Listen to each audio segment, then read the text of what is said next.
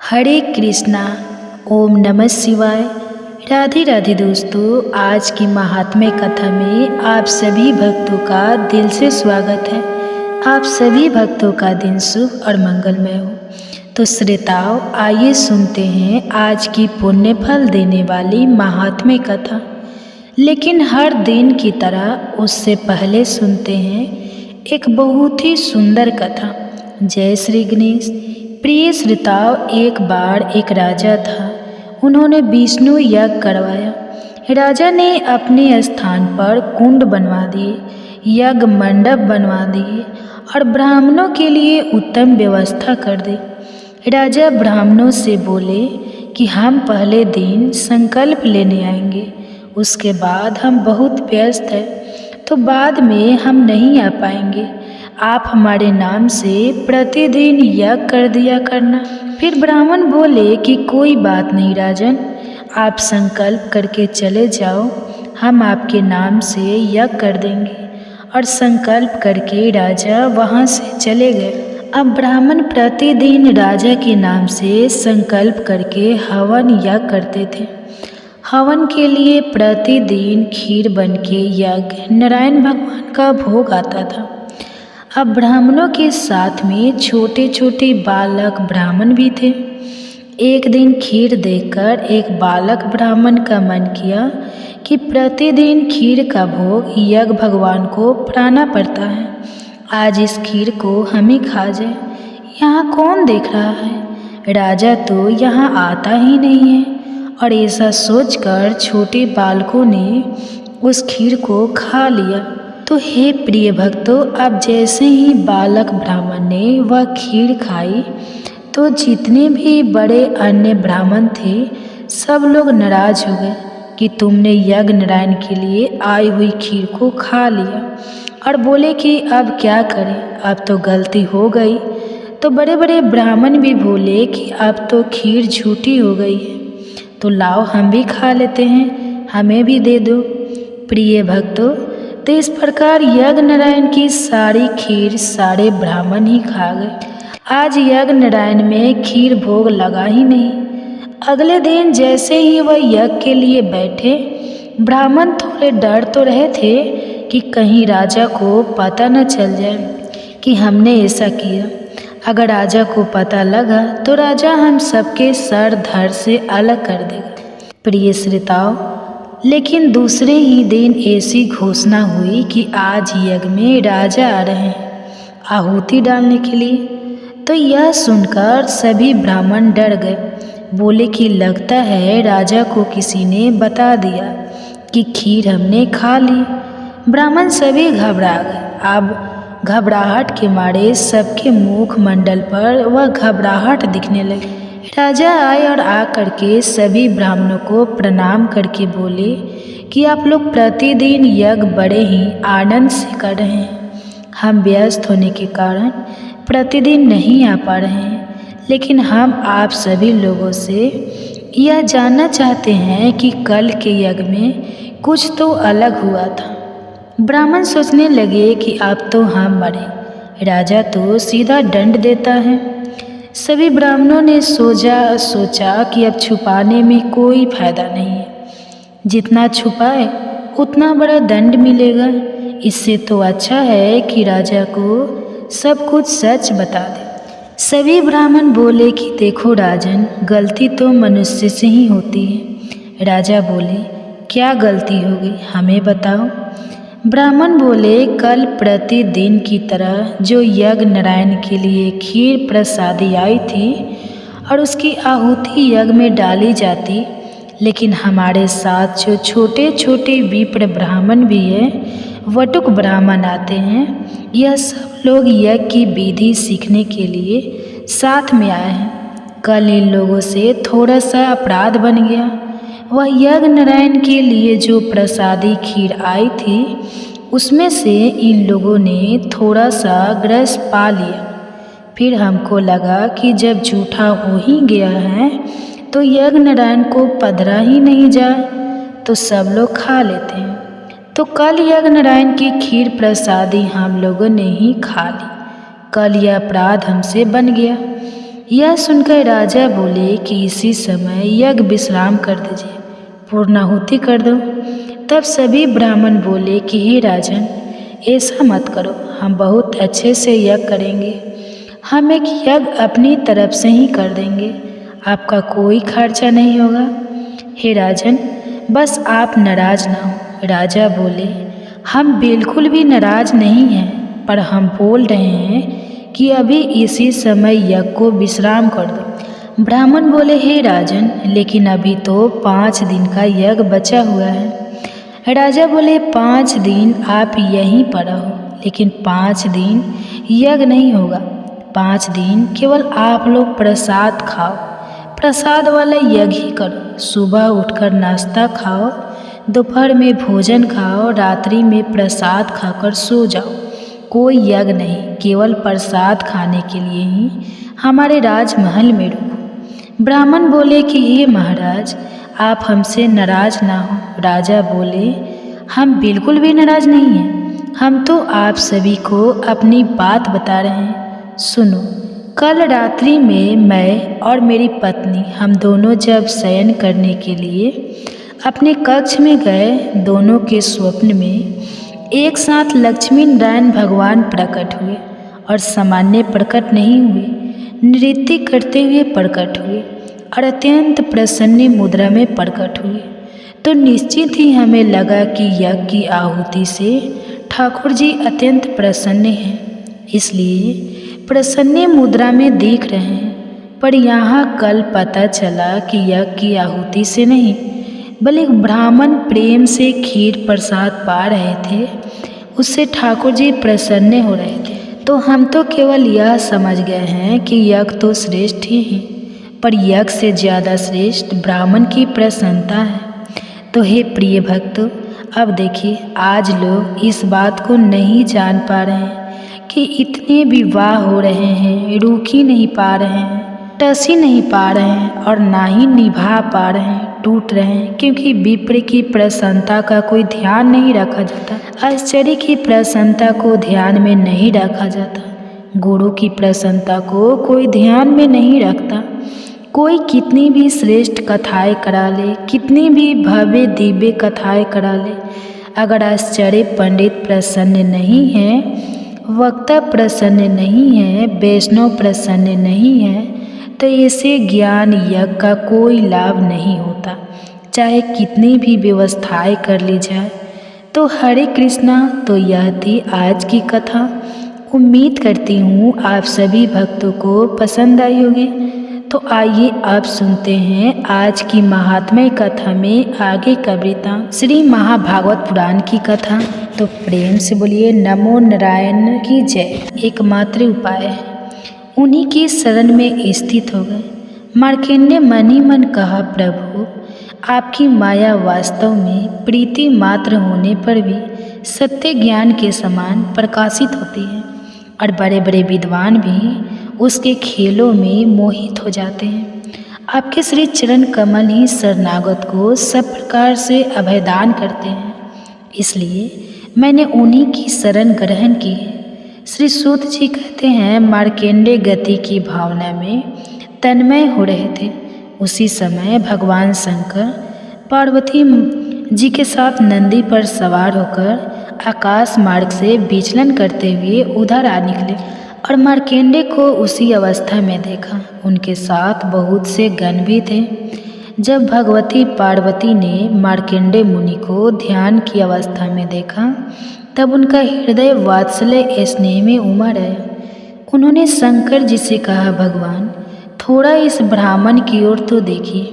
जैसे तूफान शांत हो जाने पर समुद्र की लहरें और मछलियाँ शांत हो जाती है और समुद्र धीर गंभीर हो जाता है, वैसे ही इस ब्राह्मण का शरीर, इंद्रिय और अंतःकरण शांत हो रहा है। समस्त सिद्धियों के दाता आप ही हैं, इसलिए कृपा करके आप इस ब्राह्मण की तपस्या का प्रत्यक्ष फल दीजिए। भगवान शंकर ने कहा, देवी यह ब्रह्मा ऋषि लोक अथवा परलोक की कोई भी वस्तु नहीं चाहते, और तो क्या इनके मन में कभी मोक्ष की भी इच्छा नहीं होती। इसका कारण यह है कि घट वासी अविनाशी भगवान के चरण कमलों में इन्हें परम भक्ति प्राप्त हो चुकी है। प्रिय, यद्यपि इन्हें हमारी कोई आवश्यकता नहीं है, फिर भी मैं इनके साथ बातचीत करूँगा, क्योंकि यह महात्मा पुरुष है। जीव मात्र के लिए सबसे बड़े लाभ की बात यही है कि संत पुरुषों का समागत प्राप्त हो। सूत जी कहते हैं, शौनक जी, भगवान शंकर समस्त विद्याओं के प्रवर्तक और सारे प्राणियों के हृदय में विराजमान अंतर्यामी प्रभु हैं। जगत के जितने भी संत हैं उनके एकमात्र आश्रय और आदर्श भी वही है। भगवती पार्वती से इस प्रकार कहकर भगवान शंकर मार्कंडेय मुनि के पास गए।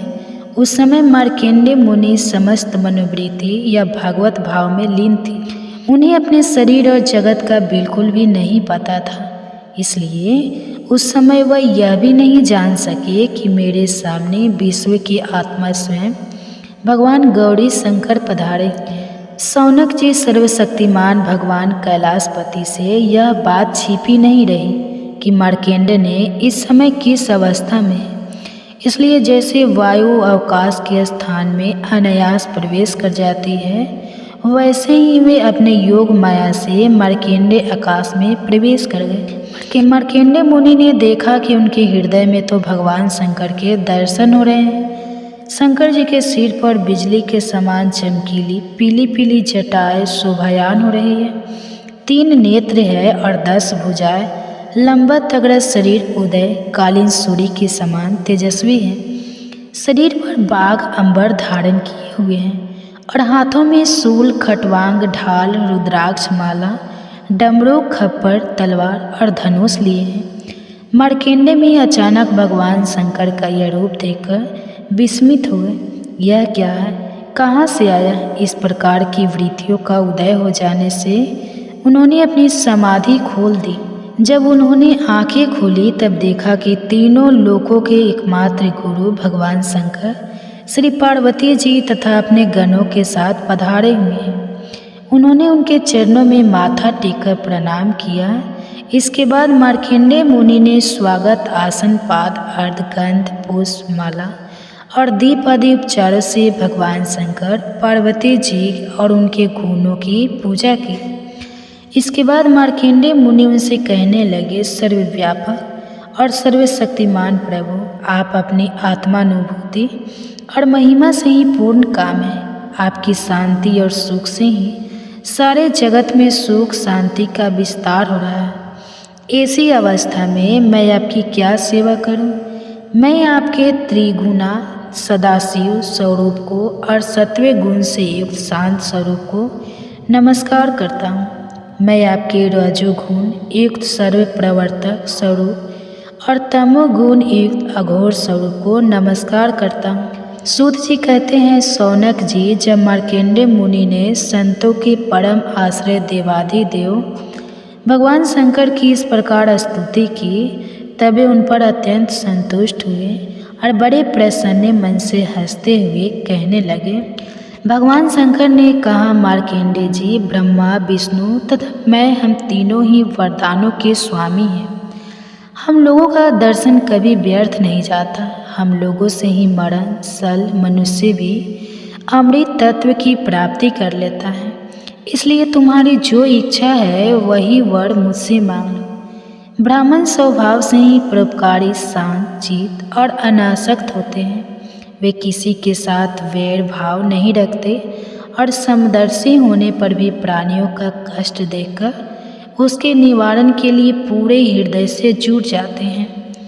उनकी सबसे बड़ी विशेषता तो यह होती है कि वे हमारे अनन्य प्रेमी और भक्त होते हैं। सारे लोक और लोकपाल ऐसे ब्राह्मणों की वंदना, पूजा और उपासना किया करते हैं। केवल वे ही क्यों, मैं भगवान ब्रह्मा तथा स्वयं साक्षात ईश्वर विष्णु भी उनकी सेवा में संलग्न रहते हैं। ऐसे शांत महापुरुष मुझ में, विष्णु भगवान में, ब्रह्मा में, अपने में और सब जीवों में जरा भी भेद नहीं देखते। सदा सर्वदा सर्वत्र और सर्वथा एक रस आत्मा का ही दर्शन करते हैं। इसलिए हम तुम्हारे जैसे महात्माओं की स्तुति और सेवा करते हैं। मार्कंडेय जी, केवल जल में तीर्थ ही तीर्थ नहीं होते और केवल जल मूर्तियाँ ही देवता नहीं होती। सबसे बड़े तीर्थ और देवता तो आपके जैसे संत हैं, क्योंकि वे तीर्थ और देवता बहुत दिनों में पवित्र करते हैं, परंतु आप जैसे लोग दर्शन मात्र से ही पवित्र कर देते हैं। हम लोगों तो ब्राह्मणों को ही नमस्कार करते हैं, क्योंकि वे चित्त ही एकाग्रता, तपस्या, स्वाध्याय, धारणा, ध्यान और समाधि के द्वारा हमारे वेदम शरीर को धारण करते हैं। मार्कंडेय जी, बड़े बड़े महापाप और अत्यंत भी आपके जैसे महापुरुषों के चरित्र श्रवण और दर्शन से ही शुद्ध हो जाते हैं, फिर वे आप लोगों के संभाषण और सर्पक आदि से शुद्ध हो जाए, इसमें तो कहना ही क्या है। सूत जी कहते हैं, सनका आदि ऋषियों चंद्रभूषण भगवान शंकर की एक एक बात धर्म के गुप्त कम रहस्य से भरी हुई थी। उसके एक एक अक्षर में अमृत का समुद्र भरा हुआ था। मार्कंडेय के साथ उसका पान करते रहे, फिर भी उन्हें तृप्ति नहीं हुई। बीचर काल तक विष्णु भगवान की माया से भटक चुके थे और बहुत थके हुए भी थे। भगवान शिव की कल्याणी वाणी का अमृत पान करने से उनके सारे कलेश नष्ट हो गए। फिर उन्होंने भगवान शंकर से इस प्रकार कहा। मार्कंडेय ने कहा, सचमुच सर्वशक्तिमान भगवान की यह लीला सभी प्राणियों की समझ के परे है। भला देखो थे, यही सही या सारे जगत के स्वामी होकर भी अपने अधीन रहने वाले मेरे जैसे जीवों की वंदना और स्तुति करते हैं। धर्म के प्रवचन का प्रायः प्राणियों को धर्म का रहस्य और स्वरूप समझाने के लिए उसका आचरण और अनुमोदन करते हैं, और कोई धर्म का आचरण करता है तो उनकी प्रशंसा भी करते हैं। भगवान, आप त्रिगुण स्वरूप होने पर भी उनके परे उनकी आत्मा के रूप में स्थित हैं। आप ही समस्त ज्ञान के मूल केवल अद्वितीय ब्रह्मा स्वरूप हैं। मैं आपको नमस्कार करता हूँ। अनंत आपके श्रेष्ठ दर्शन से बढ़कर ऐसी और कौन सी वस्तु है जिसे मैं वरदान के रूप में मांगूं। मनुष्य तो आपके दर्शन से ही पूर्ण काम और सत्य संकल्प हो जाता है। आप स्वयं तो पूर्ण है ही, अपने भक्तों को भी समस्त कामनाओं को पूर्ण करने वाले हैं। इसलिए मैं आपका दर्शन प्राप्त कर लेने पर भी एक वर और मांगता हूँ, वह यह कि भगवान में, उनके शरणागत भक्तों में और आप में मेरी अविचल भक्ति सदा सर्वदा बनी रहे। सूत जी कहते हैं, शौनक जी, जब मार्कंडेय ने सुमधुर वाणी से इस प्रकार भगवान शंकर की स्तुति और पूजा की, तब उन्होंने भगवती पार्वती की प्रसाद प्रेरणा से यह बात कही कि महर्षि, तुम्हारी सारी कामनाएं पूर्ण हो, इंद्रिया परमात्मा में तुम्हारी अनन्य भक्ति सदा सर्वदा बना रहे, कल्प पर्यंत तुम्हारा पवित्र यश फैले और तुम अजर और अमर हो जाओ। ब्राह्मण, तुम्हारा ब्रह्मा तेज तो सदा अछून रहेगा ही। तुम्हें भूत, भविष्य और वर्तमान के समस्त विशेष ज्ञान का एक अधिष्ठान रूप ज्ञान और वैराग्य युक्त स्वरूप स्थिति की प्राप्ति हो जाए। तुम्हें पुराण का आश्चर्य भी प्राप्त हो। सूची कहते हैं, सनक जी, इस प्रकार त्रिलोचन भगवान शंकर मार्कंडेय मुनि को वर देकर भगवती पार्वती के से मार्कंडेय की तपस्या और उनके प्रलय संबंधी अनुभवों का वर्णन करते हुए वहाँ से चले गए। भंगु वंश मार्कंडेय मुनि को उनके सहयोग का परम फल प्राप्त हो गया। वे भगवान के अनन्य प्रेमी हो गए। अभी वे भक्ति भार रहित हृदय से पृथ्वी पर विचलन किया करते हैं। परम ज्ञान संपन्न मार्कंडेय मुनि ने भगवान की योग माया से जिस अद्भुत लीला का अनुभव किया था, वह मैंने आप लोगों को सुना दिया। शौनक जी, यह जो मार्कंडेय अनेक कल्पों का सृष्टि प्रलय का अनुभव किया, वह भगवान की माया का ही वैभव था, तत्कालीन था और उन्हीं के लिए था, सभी के लिए, लोगों के लिए नहीं। कोई इस माया की रचना को न जानकर अनादिकाल से बार बार होने वाले सृष्टि प्रलय ही इसकी भी बतलाते हैं। इसलिए आपको यह शंका नहीं करनी चाहिए। कि इसी कल्प के हमारे पूर्वज मार्कंडेय जी की आयु इतनी लंबी कैसे हो गई। रघुवंश शिरोमणि, मैंने आपको यह जो मार्कंडेय चरित्र सुनाया है वह भगवान चक्र प्राणी के प्रभाव और महिमा से भरपूर है। जो इसका श्रवण और कीर्तन करते हैं वे दोनों ही कर्म वासनाओं के कारण प्राप्त होने वाले आवागमन के चक्कर से सदा सदा के लिए छूट जाते हैं। श्री सूत जी कहते हैं, नील, लोभ और मंद को भेजा। भगवान वे सब उनकी आज्ञा के अनुसार उनके आश्रम पर गए। मार्कंडेय के उत्तर की ओर है, वहाँ पुष्प भद्रा नाम की नदी बहती है और उसके पास ही चित्रा नाम की एक शिला है। शौनक जी, मार्कंडेय बड़ा ही पवित्र है। चारों ओर हरे भरे पवित्र वृक्षों की पंक्तियाँ हैं, उन पर लताएं लहलहा रहती हैं। वृक्षों के झूठ-मूठ में स्थान स्थान पर पुण्यात्मा ऋषिगण रहते हैं और बड़े ही पवित्र और निर्मल जल से भरे जलाशय सब ऋतुओं में एक से ही रहते हैं। कहीं मतवाले भोरे अपनी संगीतमय खुंजारी करते रहते हैं तो कहीं मतवाले कोकिल पंचम स्वर में कुहू कुहू कूक रहते हैं। कहीं मतवाले मोर अपने पंख फैलाकर कालापुर नृत्य करते रहते हैं तो कहीं अन्य मतवाले पंछियों का झुंड खेलता रहता है। मार्कंडेय मुनि के ऐसे पवित्र आश्रम में इंद्र के भेजे हुए वायु ने प्रवेश किया। वहाँ उसने पहले शीतल झरनों की नन्ही नन्ही पुकार इकट्ठी की, इसके बाद सुगंधित पुष्पों का आलिंगन किया और फिर काम भाव को उत्तेजित करते हुए धीरे धीरे बहने लगा। कामदेव के प्यारे सखा वसंत ने भी अपनी माया फैला दी।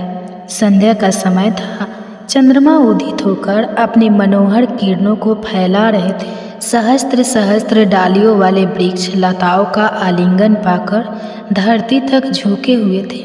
नई नई कोपले फलों और फलों के गुच्छे अलग ही शोभायाम हो रहे थे।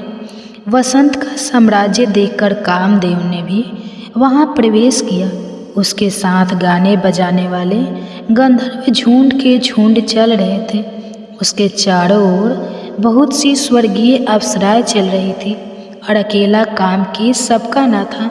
उसके हाथ में पुष्पों का धनुष और उस पर सम्मोहन आदि बाण चढ़े हुए थे। उस समय मार्कंडेय मुनि अग्निहोत्र करके भगवान की उपासना कर रहे थे। उनके नेत्र बंद थे। वे इतने तपस्वी थे मानो स्वयं अग्निदेव ही मूर्तिमान होकर बैठे हुए हों। उन्हों को देखने से ही मालूम हो जाता था कि इनको पराजित कर सकना बहुत ही कठिन है। इंद्र के आज्ञाकारी सेवकों ने मार्कंडेय को इसी अवस्था में देखा। अब अप्सराएं उनके सामने नाचने लगे। कुछ गंधर्व मधुर गान करने लगे तो कुछ मृदंग, वीणा, ढोल आदि बाजे बड़े मनोहर स्वर में बजाने लगे। शौनक जी, अब कामदेव ने अपने पुष्प निर्मित धनुष पर पंचमुख बाण चढ़ाया। उसके बाण के 5 मुख है, शोषण, दीपन, सम्मोहन, तापन और उन्माद। जिस समय वह निशाना लगाने की ताक में था उस समय इंद्र के सेवक बसंत और लोभ मार्कंडेय की मन विचलित करने के लिए प्रयत्नशील थे। वे भी प्रयास कर रहे थे। उनके सामने ही पूंजी स्थली नाम की सुंदरी अप्सरा गेंद खेल रही थी। गेंद को पकड़ते समय उसकी कमर लचक जाया करती थी, साथ ही उसकी चोटियों में गूंथे हुए सुंदर सुंदर फूल और मलाई बिखरकर धरती पर गिरती जा रही थी। कभी कभी वह तिरछे चितवन से इधर उधर देख लिया करती थी। उसके नेत्र कभी गेंद के साथ आकाश की ओर जाते, कभी धरती की ओर और कभी हथेलियों की ओर। वह बड़े स्वभाव के साथ गेंद की ओर दौड़ती थी। उस समय उसकी करधनी टूट गई और वायु ने उसकी झीनी सी साड़ी को शरीर से अलग कर दिया। कामदेव ने अपना उपयुक्त अवसर देकर यह समझकर कि आप मार्कंडेय मुनि को मैंने जीत लिया, उनके ऊपर अपना काम बाण छोड़ा, परंतु उसकी एक नहीं चली मार्कंडेय ने पर उसका सारा प्रयास निष्फल हो गया। ठीक वैसे ही जैसे असमर्थ और अभागे पुरुषों के सारे प्रयास भी हो जाते हैं। शौनक जी, मार्कंडेय मुनि अप्रेमित तेजस्वी थे। काम, बसंत आदि आए तो थे इसलिए कि उन्हें तपस्या से भ्रष्ट कर दें। परंतु अब उनके तेज से जलने लगे और ठीक वैसे ही भाग गए जैसे छोटे छोटे बच्चे सोते हुए सांप को जगाकर भाग जाया करते हैं। शौनक जी इंद्र के सेवकों ने इस प्रकार मार्कंडेय नहीं हुई।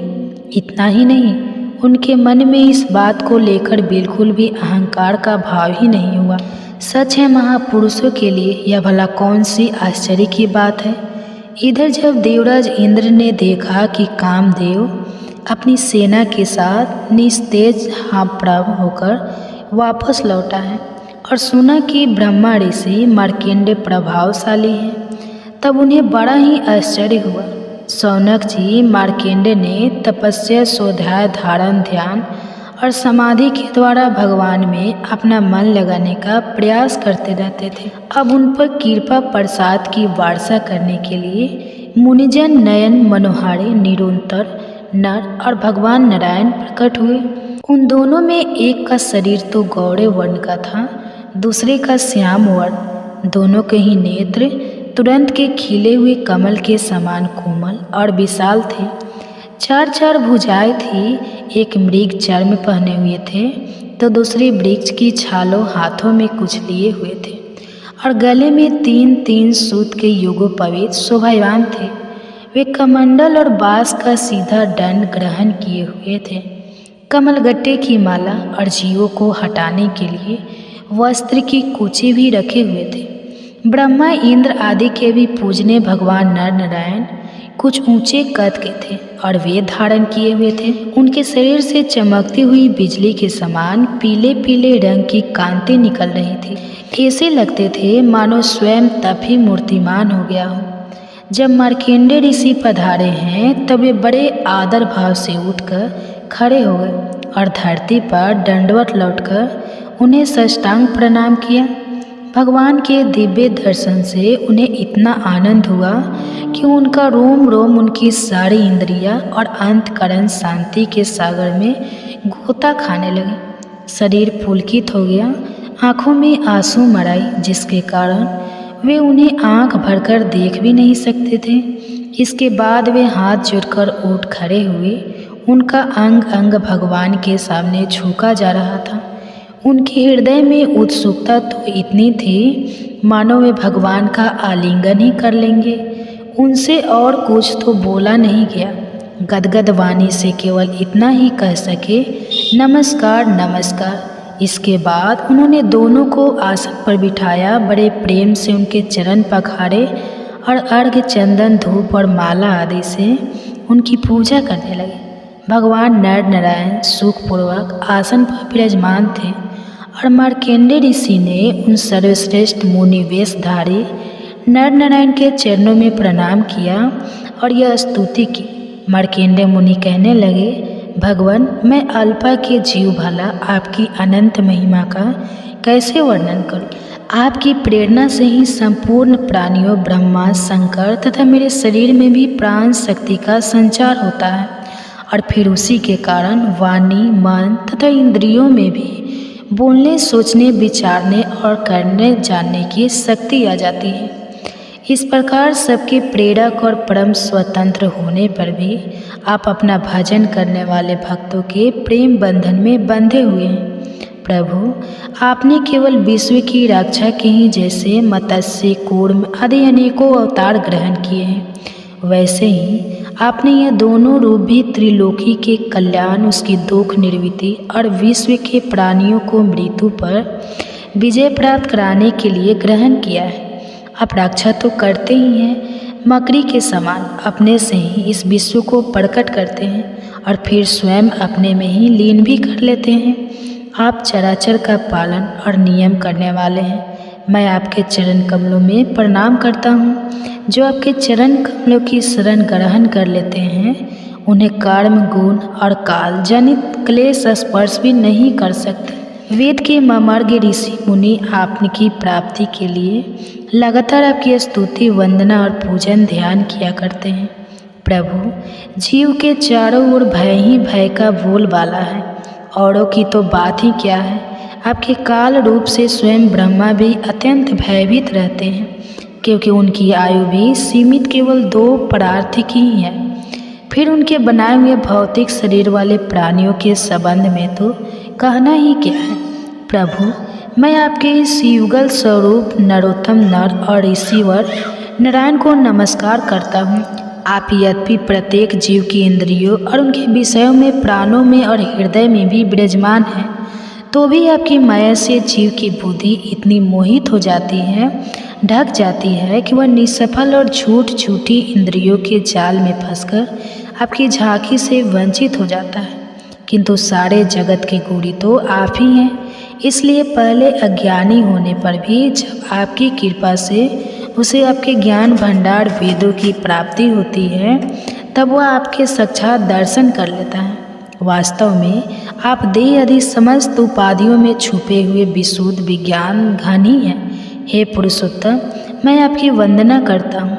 सूत जी कहते हैं, जब ज्ञान संपन्न मार्कंडेय ने इस प्रकार स्तुति की तो भगवान नर नारायण ने प्रसन्न होकर मार्कंडेय से कहा, समस्त ब्रह्मा ऋषि शिरोमणि, तुम चित्त की एकाग्रता, तपस्या, स्वाध्याय, संयम और मेरी अनन्य भक्ति से सिद्ध हो गए हो। नहीं कर सकते। जो लोग अत्यंत उत्तर संसार सागर से पार जाना चाहते हैं, या जो लोग अनेकों प्रकार के दुख दावनल से परेशान हो रहे हैं, उनके लिए पुरुषोत्तम भगवान की लीला, कथा, रूप, रस के सेवन के अलावा और कोई अन्य साधन, कोई नौका ही नहीं है। यह केवल लीला रसायन का सेवन करके ही अपना मनोरथ सिद्ध कर सकते हैं। जो कुछ मैंने तुम्हें सुनाया है, यही श्रीमद् भागवत पुराण है। इसे सनातन ऋषि नर नारायण ने पहले देवर्षि नारद को सुनाया था और उन्होंने मेरे पिता महर्षि कृष्ण द्वैपायन को, महाराज उन्हीं बद्रीवन बिहारी भगवान श्री कृष्ण द्वैपायन ने प्रसन्न होकर मुझे इस वेद तुल्य श्रीमद् भागवत संगीता का उपदेश किया। गुरु श्रेष्ठ आगे चलकर जब सोनकाद ऋषि नरमिसर क्षेत्र में बहुत बड़ा सत्र करेंगे, तब उनके प्रश्न करने पर पौराणिक वक्ता श्री सूत जी उन लोगों को इस संगीता का श्रवण कराएंगे। श्री सुखदेव जी कहते हैं, परीक्षित, इस श्रीमद् भागवत महापुराण में बार बार और सर्वत्र विश्वात्मा भगवान श्री हरि का ही संकीर्तन हुआ है। ब्रह्मा और रुद्र भी श्री हरि से अलग नहीं है। उन्हीं की प्रसाद लीला और क्रोध लीला की अभिव्यक्ति है। हे राजन, अब तुम यह पशुओं की सी अविवेक मूल धारण छोड़ दो कि मैं मरूंगा। जैसे शरीर पहले नहीं था और अब पैदा हुआ फिर नष्ट हो जाएगा, वैसे ही तुम भी पहले नहीं थे, तुम्हारा जन्म हुआ, तुम मर जाओगे। यह बात नहीं है जैसे बीज से अंकुर और अंकुर से बीज की उत्पत्ति होती है, वैसे ही एक देह से दूसरे देह की और दूसरे देह से तीसरे की उत्पत्ति होती है। किंतु तुम ना तो किसी से उत्पन्न हुए हो और ना तो आगे पुत्र पत्रादि को के शरीर के रूप में उत्पन्न होगी। अजय जैसे आग लकड़ी से सदा अलग रहती है, लकड़ी की उत्पत्ति और विनाश से सर्वथा परे, वैसे ही तुम भी शरीर आदि से सर्वथा अलग हो। स्वप्न अवस्था में ऐसा लगता है कि मेरा सिर कट गया है और मैं मर गया हूँ। मुझे लोग शमशान में जला रहे हैं, परंतु यह सब शरीर की ही अवस्थाएं दिखती हैं, आत्मा की नहीं। देखने वाला तो उन अवस्थाओं से सर्वथा परे, जन्म और मृत्यु से रहित शुद्ध भूत परम तत्व स्वरूप है। हे राजन, तुम अपनी विशुद्ध और विवेकीवती बुद्धि को परमात्मा के चिंतन से भरपूर कर लो और खुद ही अपने अंतर में स्थित परमात्मा का साक्षात साकार करो। देखो, तुम मृत्यु की भी मृत्यु हो, तुम स्वयं ईश्वर हो। ब्राह्मण के शाप से प्रेरित तक्षक तुम्हें भस्म नहीं कर सकेगा। अजी तक्षक की तो कोई बात ही क्या, स्वयं मृत्यु और मृत्यु का समूह भी तुम्हारे पास तक नहीं भटक सकेगा। तुम इस प्रकार अनुसंधान चिंतन करो कि मैं ही सर्वाधिपन ब्राह्मण मैं ही हूँ। इस प्रकार तुम अपने आप को अपने वास्तविक एकरस अनंत अखंड स्वरूप में स्थित कर लोगे। उस समय अपनी विशाली जीव लपल पता हुआ अपने ओठों के कोने चाटता हुआ तक्षक आए और अपने विषपूर्ण मुखों से तुम्हारे पैरों में डस ले, तो कोई परवाह ना करो। तुम अपने आत्म रूप में स्थित होकर इस शरीर को और तो क्या सारे विश्व को भी अपने से अलग नहीं दिखोगे। आत्मा स्वरूप बेटा परीक्षित, तुमने विश्वात्मा भगवान की लीला के संबंध में जो प्रश्न किया था उसका उत्तर मैंने दे दिया। अब और क्या सुनना चाहते हो? श्री सुखदेव जी कहते हैं, सोनका आदि ऋषियों व व्यास नंदन श्री सुखदेव मुनि समस्त चराचर जगत को अपनी आत्मा के रूप से अनुभव करते हैं और व्यवहार में सबके प्रति एक समान दृष्टि रखते हैं। भगवान के शरणागत और उनके द्वारा सुरक्षित राजर्षि परीक्षित ने उनका संपूर्ण उपदेश बड़े ध्यान से सुना। अब वे सिर झुकाकर उनके चरणों के थोड़ा और पास सकाए और अंजलि बांधकर उनसे यह प्रार्थना करने लगे कि भगवान, आप करुणा के मूर्तिमान स्वरूप हैं। आपने मुझ पर परम कृपा करके आनंदी अनंत एक रस सत्य भगवान श्रीहरि के स्वरूप और लीलाओं का वर्णन किया है। अब मैं आपकी कृपा से परम अनुग्रहित और धन धन्य हो गया हूँ। संसार के प्राणी अपने स्वार्थ और परमार्थ के ज्ञान से शून्य हैं और तरह तरह के दुखों के दावानल में दग्ध हो रहे हैं। उनके ऊपर भगवानमय महात्माओं का अनुग्रह होना कोई नई घटना या आश्चर्य की बात नहीं है। यह तो उनके लिए स्वाभाविक ही है। मैंने और मेरे साथ और बहुत लोगों ने आपके मुखारविंद से इस श्रीमद् भागवत महापुराण का श्रवण किया है। इस पुराण में पद पग पर भगवान श्रीहरि के उस स्वरूप और उन लीलाओं का वर्णन हुआ है जिसके गान में बड़े बड़े आत्माराम पुरुष रमते रहते हैं। भगवान, आपने मुझे अभय पद का ब्रह्मा और आत्मा की एकता का साक्षात्कार करा दिया है। अब मैं परम शांति स्वरूप ब्रह्मा में स्थित हूँ। अब मुझे तक्षक आदि किसी भी मृत्यु के निमित्त से या दल के दल मृत्यु से भी कोई भय नहीं है। मैं अभय हो गया हूँ। हे ब्राह्मण, अब मुझे आप आज्ञा दीजिए कि मैं अपनी वाणी बंद कर लूँ, मौन हो जाऊँ और साथ ही कामनाओं के संस्कार से भी रहित चित्त को इंद्रिय अतीत परमात्मा के स्वरूप में विलीन करके अपने प्राणों का त्याग कर दूँ। आपके द्वारा उपदेश किए हुए ज्ञान और विज्ञान में परिनिष्ठित हो जाने से मेरा ज्ञान सदा के लिए नष्ट हो गया है। अपने भगवान के परम कल्याण स्वरूप का मुझे साक्षात्कार करा दिया है। सूत जी कहते हैं, हे सोनका आदि ऋषियों, राजा परीक्षित ने भगवान श्री सुखदेव जी से इस प्रकार कहकर बड़े प्रेम से उनकी पूजा की। अब वे परीक्षित से विदा लें समाग त्यागी महात्माओं भिक्षुओं के साथ वहाँ से चले गए। राजर्षि परीक्षित ने भी बिना किसी ब्रह्मा सहायता के स्वयं ही अपने अंतर आत्मा को परमात्मा के चिंतन में लगा दिया और ध्यान मग्न हो गए।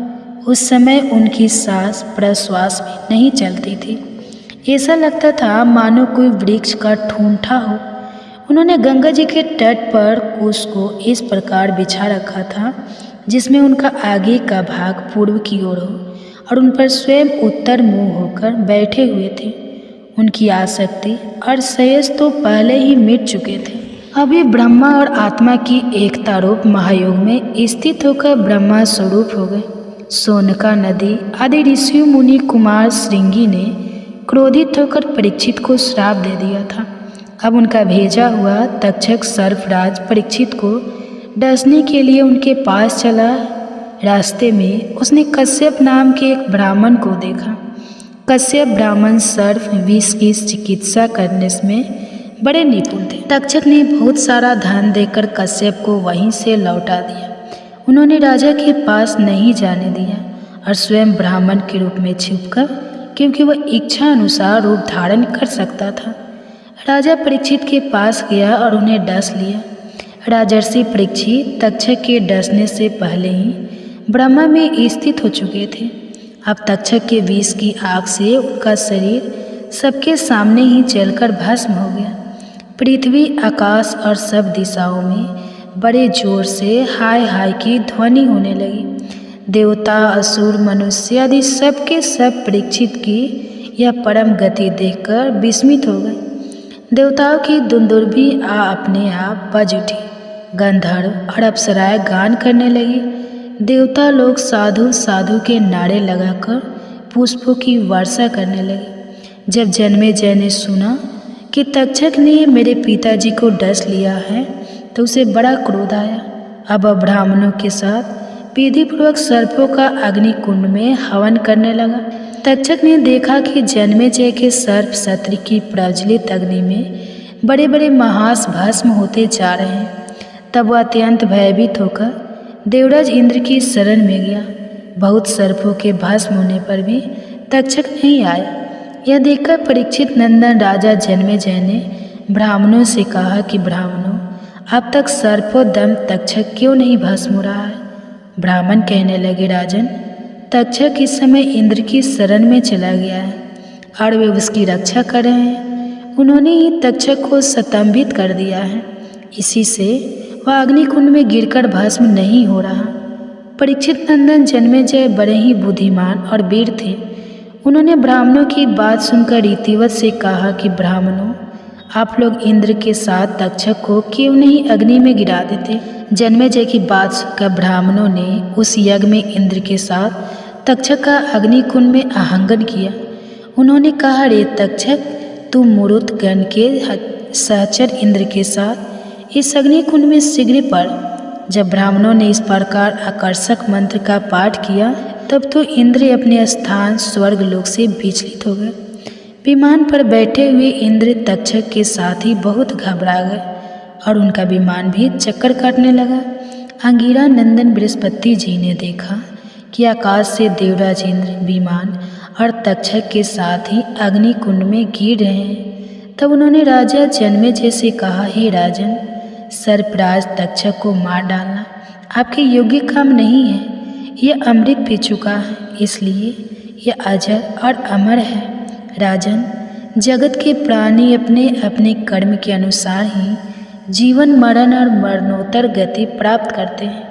कर्म के अलावा और कोई भी किसी को सुख दुख नहीं दे सकता। जन्मेजय तो बहुत से लोगों की मृत्यु सांप, चोर, आग, बिजली आदि से या फिर भूख, प्यास, रोग आदि निमित्त से होती है, परंतु यह तो कहने की बात है। वास्तव में तो सभी प्राणी अपने प्रवृत्त कर्म का ही उपभोग करते हैं। राजन, तुमने बहुत से निरपराध सर्पों को जला दिया है। इस अभिचार यज्ञ का फल केवल प्राणियों की हिंसा ही है, इसलिए इसे बंद कर देना चाहिए, क्योंकि जगत के सभी प्राणी अपने अपने प्रारब्ध कर का ही भोग कर रहे हैं। सूत जी कहते हैं, सनका आदि ऋषि और महर्षि बृहस्पति जी की बात का सम्मान करके जन्मेजय ने कहा कि आपकी आज्ञा निरोधार्य है।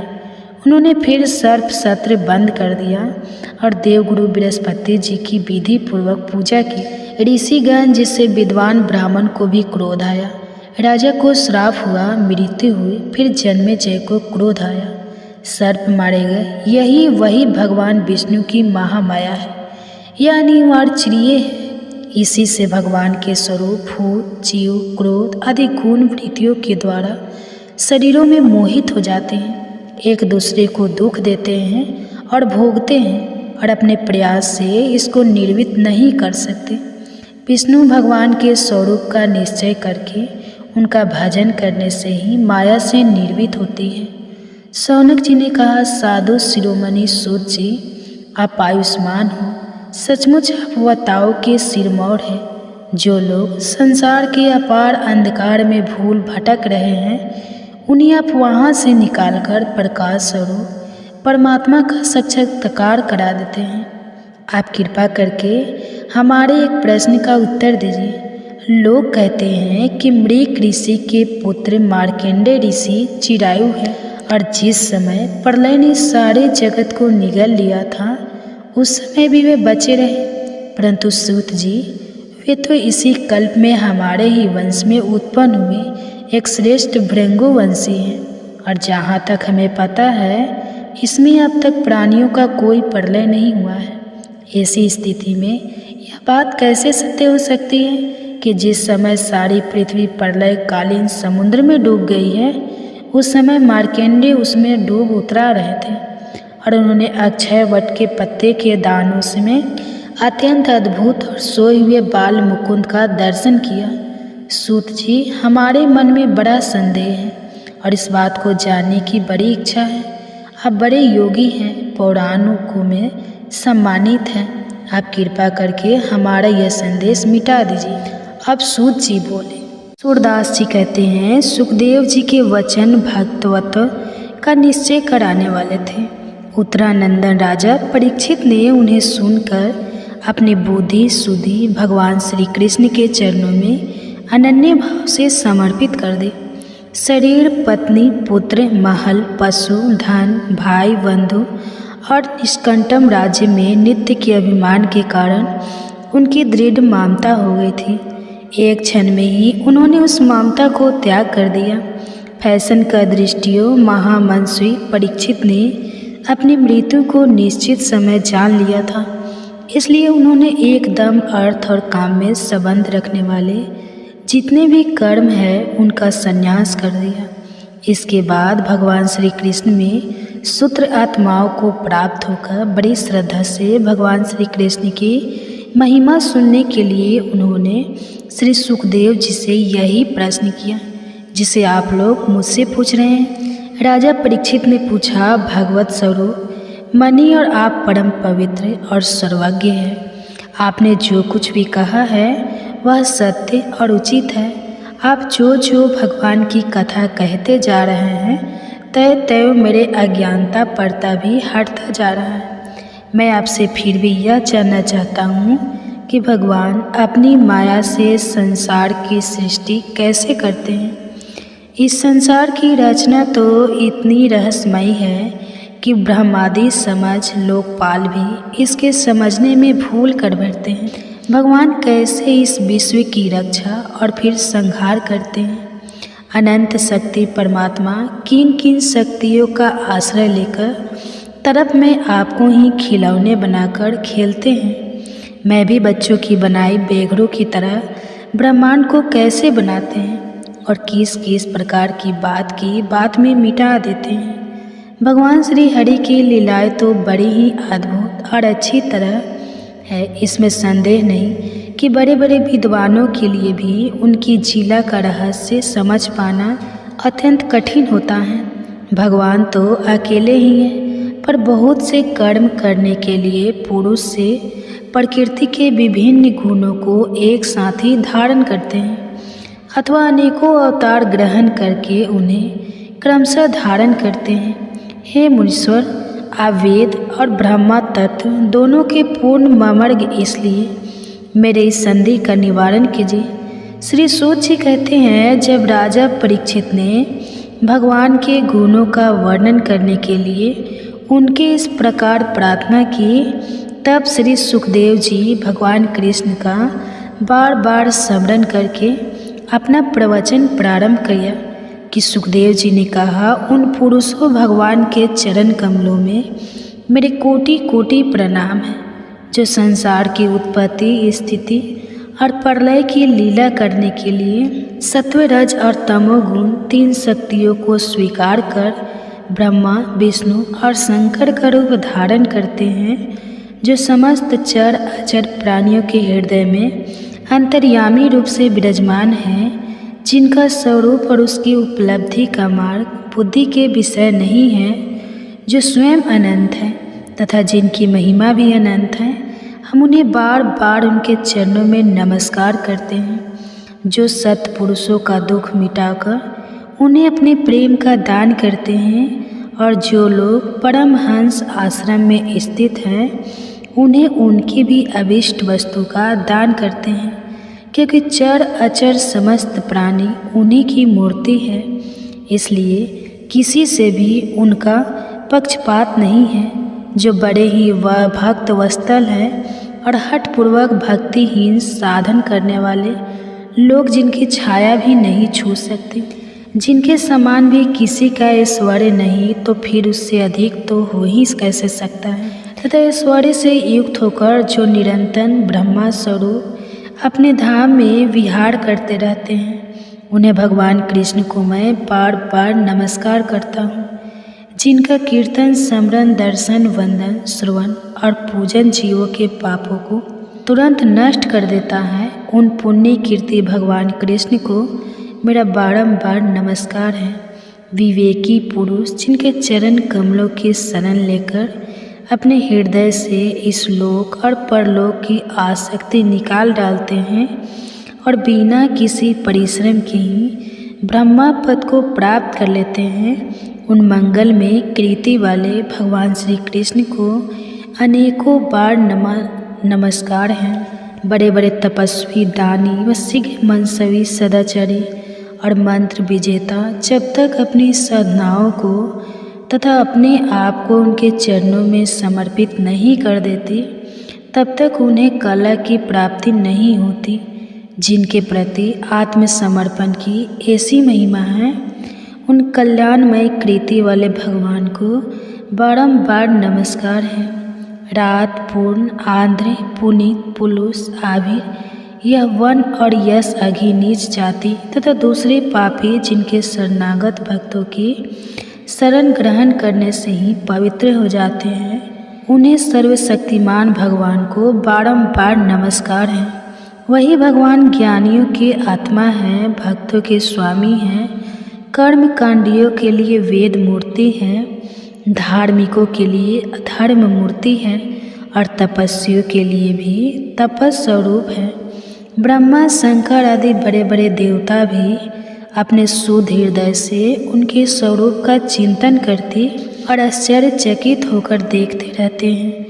वे मुझ पर अपने अनुग्रह की प्रसाद के वर्षा करें, जो समस्त संपत्तियों की स्वामिनी लक्ष्मी देवी के पति हैं। आज से यज्ञों के भक्त और फलदाता है, प्रजा की रक्षा से सबके अंतर्यामी और समस्त लोगों के पालन करता है तथा पृथ्वी देवी के स्वामी हैं, जिन्होंने यह वश में प्रकट होकर अंधक और विरासिक और अंधक वंश के लोगों की रक्षा की तथा उन लोगों के एकमात्र आश्रय रहे हैं।